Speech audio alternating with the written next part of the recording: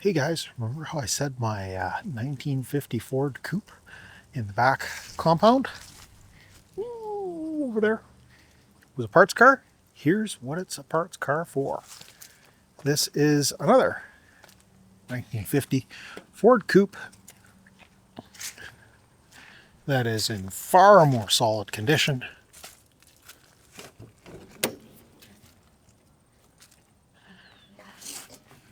Not perfect, but definitely much more to this car than to the parts car. Before we unload it from the trailer though, I think I'm going to take the pressure washer to it, knock the worst of the lichen off, and see what we have to work with. Let me get you guys set up on a stand and I'll do some pressure washing.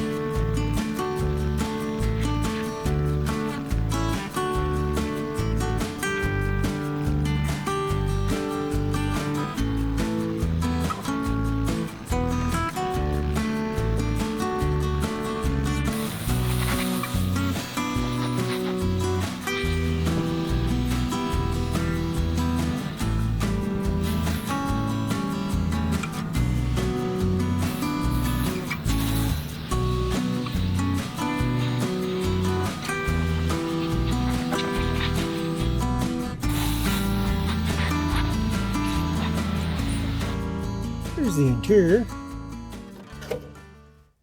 Maybe a little bit of mouse house in there.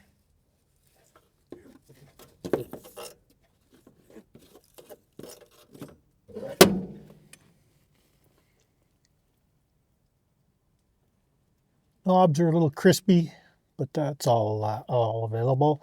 I've got an old radio that we can stick in it just so there's something in the dash. It's a 3-speed manual. I believe it's supposed to be an overdrive. There is currently no transmission in it. Apparently it had a small block Chevy in it last.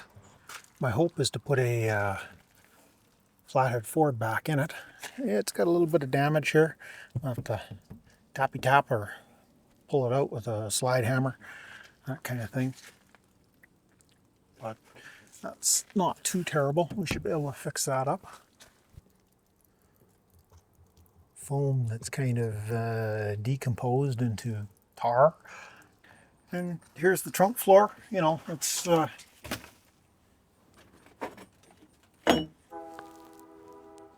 surprise, surprise, the spare tire well's got some rot in the bottom of it. But you know, for the most part, this car is pretty solid.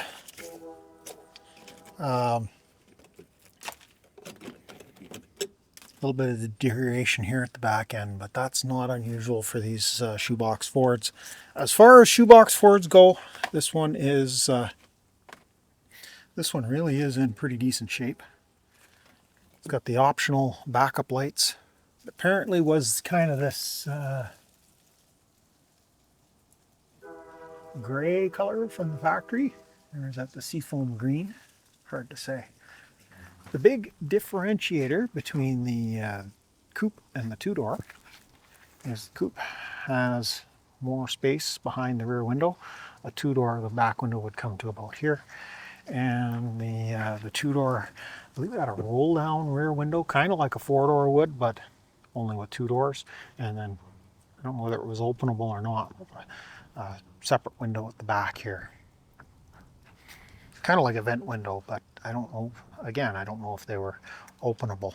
Somebody's painted it kind of a dark navy blue at some point, but as you can see, that is pretty much gone. Yes, there's a lot of work to do here. Absolutely. This is not high on the priority list, but I've wanted a shoebox Ford for a number of years, and this came available. This was at Mud Lake City, if you've seen the videos I did on that last summer. And I took the opportunity to pick these two cars up. He does have another one there that he's trying to sell me, but I'm resisting the urge. A little whammy in the bumper. Not too bad. That I think we could push out with a hydraulic press. The chrome, yeah, it's not great, but it's kind of going to end up being a bit of a rat rod, so I'm not too terribly concerned if chrome's got a little bit of patina on it. I'd lift the hood, show you what's under there, but there's nothing there. It's empty. I don't know if you can see anything in there or not. There's no engine or transmission in this car, but we can figure that out.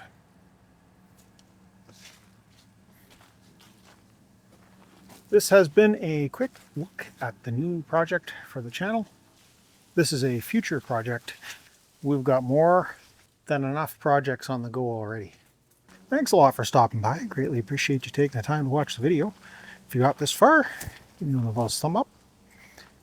If you'd like to see more content from Doug's Messy Garage, consider subscribing to the channel. Love to have you come back. Maybe ring that bell icon so you get notified when I post new content. And we will catch you guys in the next mess. Thanks for watching.